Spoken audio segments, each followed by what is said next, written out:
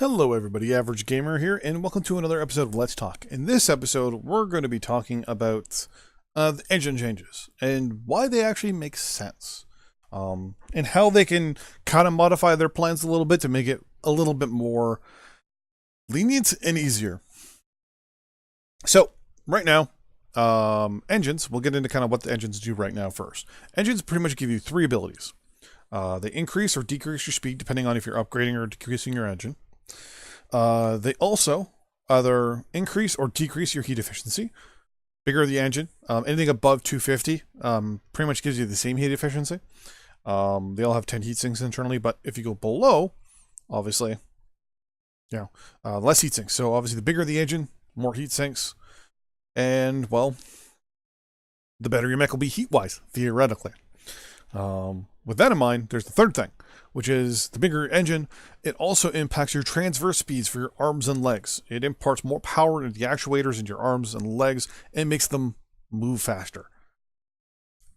I've always had a problem with that right there. The reason why I've always had a problem with that is because it doesn't make sense. If you never actually upgrade or degrade your actuators, they should never change. There should always be that we'll say benchmark that they should always be at. The way actuators work in reality is they actually do have a peak design efficiency. You can always tweak them here and there, but you actually have to physically tweak them. You actually have to go in and modify them to make them faster or slower, depending on what you want to do with them. With that in mind, the game kind of incorporates that maybe in some of the cost of the larger engines. So, yeah. Here's the thing. So right now, the new plans, or the changes, is the disassociation of engines with the transverse speeds of the arms and legs, which kind of makes sense. The way I look at it is this. The original way MechWarrior was designed, and pretty much the way the game is designed, is this. So we're looking right now at a stock engine build. I took all the weapons off. Stock engine build, Archer 2S. Is it the 2S? Oh my god, 2R. Sorry, 2R. Now, when the designers designed this mech and brought it out of the yard, they would have designed the actuators to go with the engine. So the actuators would have already been optimized for the engine, meaning that it would be at the most optimized in its stock engine formation, not quite stock weapons, but I'm talking the weapon system or the engine system and maneuver and the transverse speeds would be coalesced properly enough that they'd be the most effectiveness.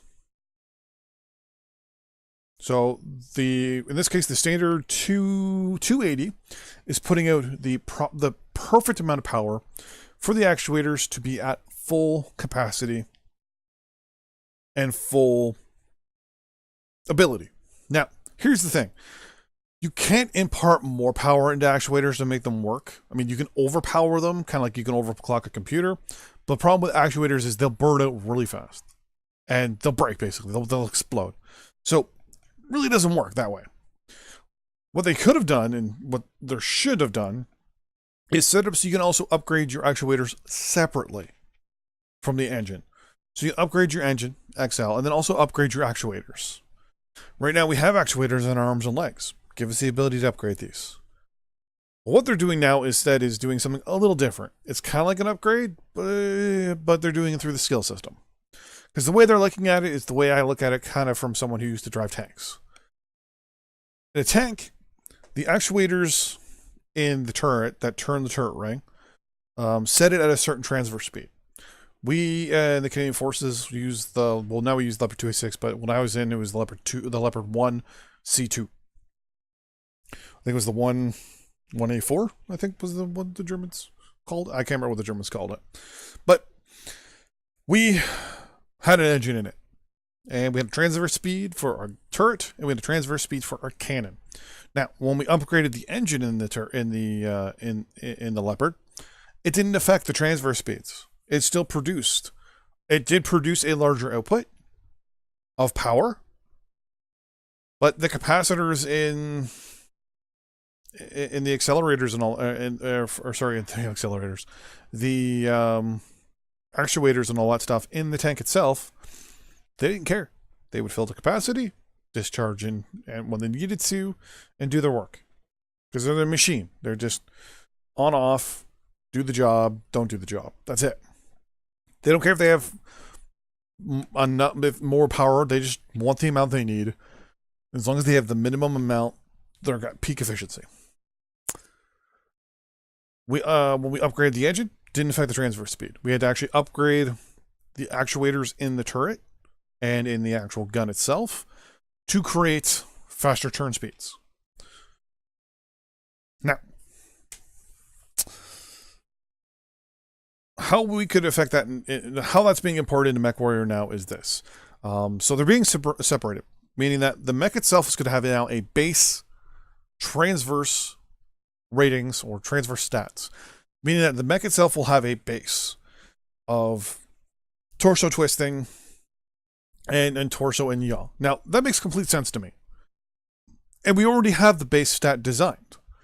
So every mech comes from, well, except for the roughneck, comes from, Battletech. Battletech has already said what the standard engine is that comes with a mech. So the Archer here, for example, if you were to get it in Battletech on the tabletop, it comes with a standard 280. It goes 64.8 kph, and if you look down below here, torso speeds, arm speeds, yaw speeds, all the transverse numbers down here are as it is. It's exactly how it's supposed to be. Now, mind you, it's not perfect, obviously. I mean, it could be changed up a little bit. I think a couple of mechs, it is a little different. That's no big deal. They can change it.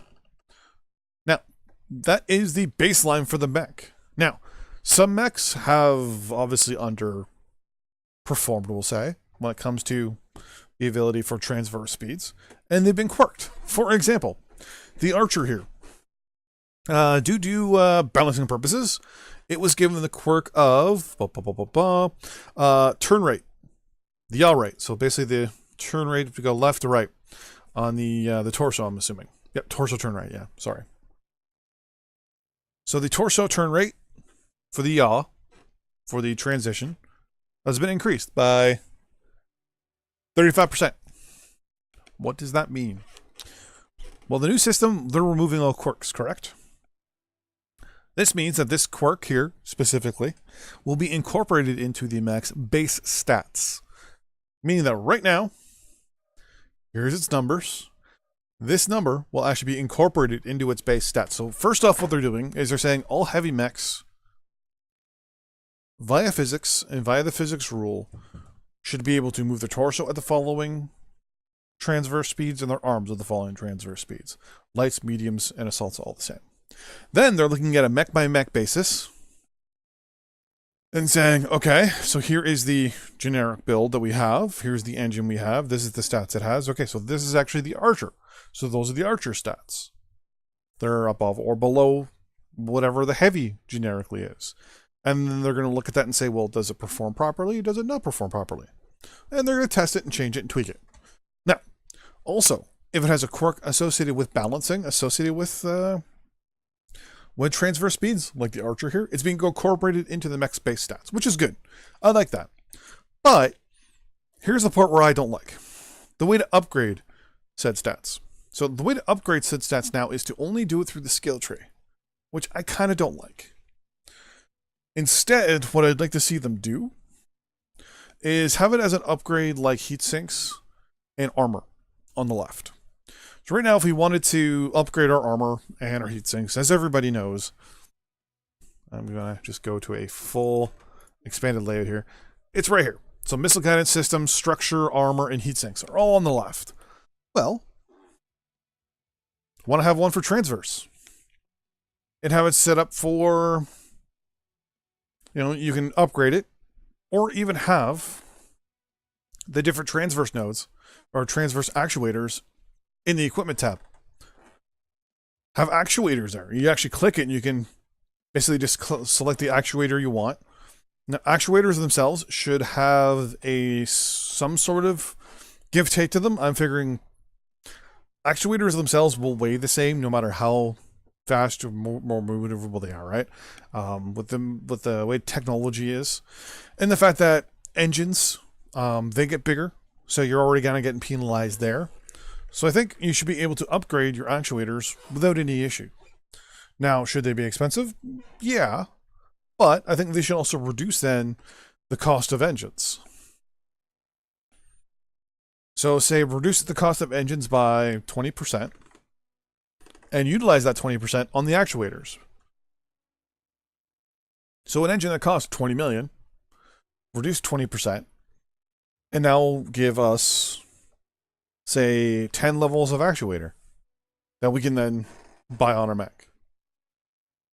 Or, in the skill tree, give us 5 levels of actuator there. And, make it preferably cheaper. Now, I can understand the way it is right now. Basically, they're just dumbing down the fact that when you're upgrading the engine, you're just automatically updating the actuators. Because you're redoing the wiring anyways because of the ampere or the voltage or whatever's been increased because of the bigger fusion engine. Here's the thing, though. It kind of removes some of the simulation-ness out of the game a little bit. I mean, if you can personalize everything on your mech, the paint, what's in your cockpit, different weapon systems, and all that stuff, why can't I simply change the actuators on my mech now? If you're going to let me do that, if you're going to remove their influence they're getting from the engine, then give me the ability to upgrade them. And right now they are doing that, as I said. The abilities will be incorporated into the skill tree somehow. So we'll have to see how that is going to influence things. Tomorrow the PTS will go live, so I will be on there. I will be looking at the Archer here as the example. When I max the engine out and all that stuff, I want to see what the transverse speeds are and all that stuff. I'm going to have a side-by-side comparison of the Archer here and another Archer from the PTS. And we're going to look at the engines and what we need to do to equal the engine rating, or we'll say the transverse ratings, versus the new one. Anyways, thanks for watching. I'll see you guys in the next episode. Bye-bye.